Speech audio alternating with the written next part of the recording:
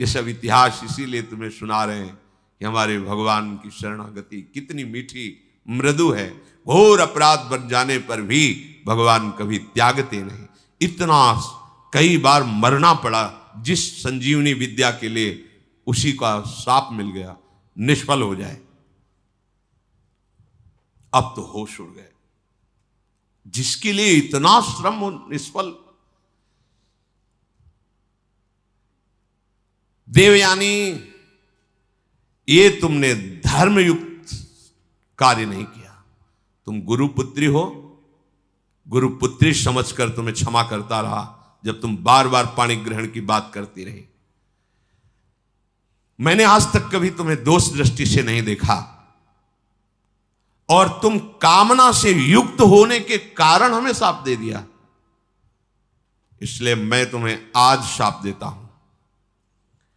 आज के बाद कोई भी ब्रह्म ऋषि कुमार तुम्हारा पाणी ग्रहण ही नहीं करेगा।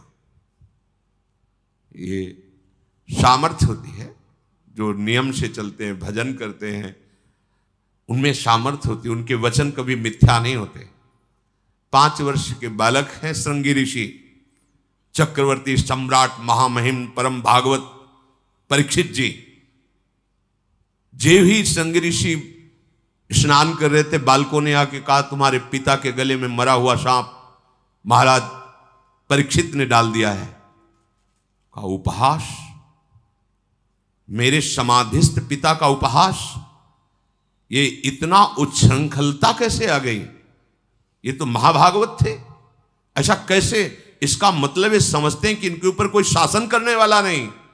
जल उठाया और कहा इनको पता नहीं कि ऋषि बालकों में अपनी तपस्या का इतना बड़ा बल है कि हम देवराज इंद्र को भी शाप दे सकते हैं। ये क्या है? मैं शाप देता हूं, आज के 7वें दिन विशाल काय तक्षक सर्प डसेगा और इस राजा की मृत्यु हो जाएगी। अमोघ, कोई नहीं काट पाया। 5 वर्ष के बालक श्रृंगी ऋषि।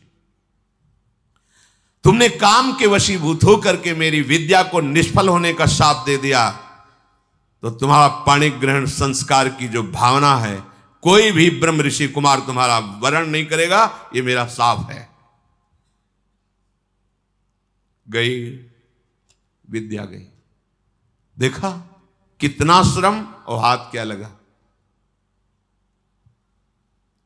अब देवताओं को भारी समस्या का फिर कोई उपाय नहीं। अब जब कोई उपाय नहीं होता, तब एक उपाय जागृत होता है, हरि शरणम। सब देवताओं ने भगवान को पुकारा, क्योंकि दैत्य बल से भी आसुरी स्वभाव में, और गुरु का इतना बड़ा प्रताप, संजीवनी विद्या संपन्न गुरु, कोई उपाय नहीं कि बचने का। प्रार्थना ब्रह्मा जी से की। ब्रह्मा जी, भगवान शंकर, शव देवता, सुमेरु पर्वत जो 4 लाख योजन का है, वहां एकत्रित हुए और भगवान की सबने प्रार्थना की, स्तुति की। जो स्तुति की, श्री भगवान सामने प्रकट हो गए। आर्त भाव की हुई स्तुति तत्काल अनुभव कराती कि भगवान हमारी बात सुन रहे हैं। वो भाव आना कठिन होता है। अगर वो भाव आ जाए तो पुकारते ही भगवान आपको दिखाई देंगे। उसे आर्त भाव कहते हैं। जैसे गजेंद्र ने आर्त भाव में पुकारा, द्रौपदी जी ने आर्त भाव, एक क्षण भी नहीं लगा भगवान उपस्थित हो। ऐसे समस्त देवता, भगवान ब्रह्मा शंकर आदि ने जब आर्त भाव से भगवान को पुकारा कि एकमात्र भगवान श्री हरि ही अब हमारी रक्षा कर सकते हैं, वही उपाय कर सकते हैं। जे भी भगवान श्री हरि सुमेरु पर्वत पर प्रकट हुए, समस्त देवता, ब्रह्मा जी, भगवान शंकर ने देखा कि जैसे करोड़ों सूर्य एक साथ उदय हो गए हो, ऐसी आभा प्रकट हुई। कि किसी भी देवता की नेत्रों में सामर्थ्य नहीं थी उस आभा की तरफ देख सके। इसलिए इस श्लोक आता है सुधा, तेजो रूप निकुंज एव कलयन नेत्रादि पिंड स्थितम। निकुंज ऐसा तेजोमय है कि किसी की सामर्थ्य नहीं देख सके। जब लाडली जी की सखियों की कृपा होती जो आचार्य रूप से आई, वो जब दिव्य नेत्र देते तब निकुंज को करोड़ों सूर्य एक साथ जैसे प्रकट हो गए ऐसी कांति प्रकट हुई। सबकी आंखें चौंधे आ गईं, सब बेसुध हो रहे हैं। भगवान ब्रह्मा शंकर आदि सावधान होकर के सुंदर झांकी की। उस तेज के बीच में मरकतमणि पन्ने के समान स्वच्छ श्यामल शरीर, जैसे कमल के भीतरी भाग के समान सुकुमार नेत्र, लाल लाल डोरियां, चमकता हुआ करोड़ों बिजलियों की कांति वाला पीतांबर, सर्वांग सुंदर श्याम शरीर, रोम रोम से सुंदरता फूट पड़ रही है। धनुष के समान टेढ़ी भौहें, बड़ा सुंदर मुख, महामणिमय किरीट, भुजाओं में बाजूबंद, कानों में झलकते हुए कुंडलों की चमक, कपोल सुंदर खिले हुए, करधनी में लड़ियां, हाथों में कंगन, गले में चरणों तक माला। भगवान श्री हरि प्रकट हुए। जे ही भगवान प्रकट हुए तो भगवान के दिव्य पार्षद आसपास सब सेवा में उपस्थित, सुदर्शन चक्र आदि मूर्तिमान पार्षद रूप होकर सेवा में रहते हैं। जब आदेश होता है तो अस्त्र रूप धारण करके फिर लीला करते हैं, जैसा आदेश भगवान का होता है। समस्त देवताओं ने साष्टांग पृथ्वी पर लौट करके भगवान श्री हरि को प्रणाम किया और सबने भगवान की स्तुति की। अजात जन्म स्थिति संयमाया गुणाए, निर्वाण सुखार्णवाये, अणुरणिम्ने परिगण्य धाम्ने, महानुभावाय नमो नमस्ते। संपूर्ण सृष्टि का प्रादुर्भाव, स्थिति और प्रलय ये आपसे ही होती है, पर आप इससे संबंध नहीं रखते। होती आपसे ही है पर आप इससे संबंध नहीं रखते। जैसे चुंबक के आकर्षण से लोहा जो जड़ है वो चलायमान होता है, पर चुंबक की कोई इच्छा नहीं होती, उसका स्वाभाविक ऐसा आकर्षण है कि उसमें हलचल पैदा हो जाती है। ऐसे ही श्री भगवान की सामर्थ्य से सृष्टि का सृजन पालन लय होता रहता। भगवान निर्लेप है, निर्विकार है, प्राकृत गुणों से रहित एवं मोक्ष स्वरूप परमानंद के महान समुद्र, सूक्ष्म से भी सूक्ष्म और महान से भी महान, हे परमेश्वरशाली प्रभु श्री हरि, हम आपको बार बार नमस्कार करते हैं। समस्त देवताओं ने भगवान की स्तुति की और कहा, प्रभु आप ही हमारे रक्षक हैं। जब कोई विशेष संकट पड़ता है तब आप हमारी रक्षा करते हैं। ब्रह्मादि देवताओं ने स्तुति करके मौन होकर हाथ जोड़कर खड़े हो गए।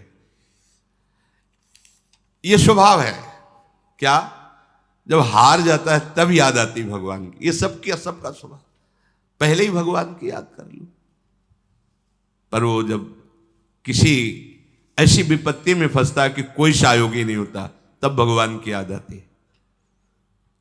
सब हाथ जोड़कर खड़े हो गए। समस्त लोकों के एकमात्र स्वामी भगवान श्री हरि ने कहा, ब्रह्मा, शंकर और समस्त देवताओं, सावधान होकर सुनो, ये मेरी सलाह है, इससे तुम सबका मंगल होगा। इस समय तुम्हें यह समझना चाहिए कि गुरु की कृपा है दैत्यों के ऊपर। तुम युद्ध में परास्त नहीं कर सकते। गुरु मेहरबान तो चेला पहलवान। भगवान कह रहे हैं तुम परास्त नहीं कर सकते। असुरों पर काल का एक छत्र कृपा प्रसाद है, क्योंकि वो गुरु सेवा में है, शुक्राचार्य जी को अनुकूल किए हुए हैं। उनकी इस समय कोई भी अभ्युदय या अवनति नहीं कर सकता। हमारा विचार है कि इस समय तुम्हें अस्त्र शस्त्र रहित होकर उनकी सभा में जाना चाहिए, नमस्कार करना चाहिए, उनसे मित्रता करनी चाहिए और फिर एक बड़ा कार्य का अनुष्ठान करो। जब तुम्हारा कार्य सिद्ध हो जाए फिर तुम भले उनसे लड़ाई करना। तुम्हारा कार्य होगा समुद्र मंथन, जिससे अमृत निकलेगा। उस अमृत को तुम पी लोगे तो संजीवनी विद्या की जरूरत ही नहीं। कोई देवता मरेगा ही नहीं। पर अमृत अकेले नहीं निकलेगा, मंथन में प्रयत्न करेंगे वो भी, पर वो अहंकार और द्वेष से युक्त होने के कारण उस अमृत के अधिकारी नहीं है। वो अमृत तुम्ही को मिलेगा। वो अमृत का प्रभाव है, जरा सा भी मुख में चला जाए तो कभी वो मरेगा नहीं। लेकिन ये अमृत पीकर देवता भी परम शांत या परमानंद में निमग्न नहीं है, वो भी अंदर से भयभीत रहते हैं, उनके अंदर भी कामनाएं हैं। इसलिए ये अमृत काम का नहीं है। अपने कौन सा अमृत? अपने लिए काम का। राधा नाम सुधा रसम, सुधा माने होता है अमृत, अमृत रस राधा राधा राधा, जहां पूर्ण निर्भयता, किसी से द्वेष ही नहीं। हरिवंश नाम लीन जे अजात शत्रु ते सदा।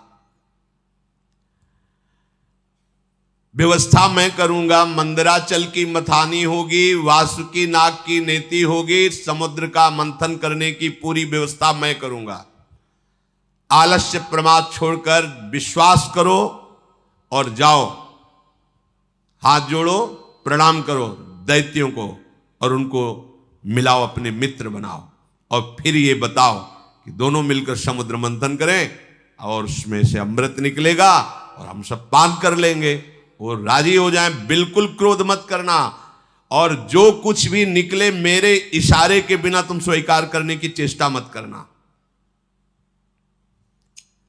देवताओं को आदेश देकर भगवान श्री हरि उन्हीं के बीच में अंतर्धान हो गए। उनके चले जाने पर ब्रह्मा शंकर ने उस दिशा को नमस्कार किया जिधर भगवान अंतर्धान हुए। देवराज इंद्र, वायु देवता, अग्नि देवता, बड़े बड़े लोकपाल ईश्वर कोटि के जो देवता हैं, ये कोई अस्त्र नहीं, कोई शस्त्र नहीं, सर झुकाए हुए दैत्यों की सभा में प्रवेश। बड़े बड़े सेनापति, दैत्यों के उद्भट, देवताओं को परास्त करने की सामर्थ्य रखने वाले, अपने अपने अस्त्र संभाल लिए। और उनमें हुआ कि जब अस्त्र नहीं लिए और सर झुका के, अरे इसका मतलब ये युद्ध के लिए नहीं है, इसका मतलब ये संधि भावना से आ रहे हैं। उन्होंने अपने अपने अस्त्र नीचे उतारे। देवता लोग गए और हाथ जोड़कर ऐसे किया। ऐसे ही काम बनता है। अगर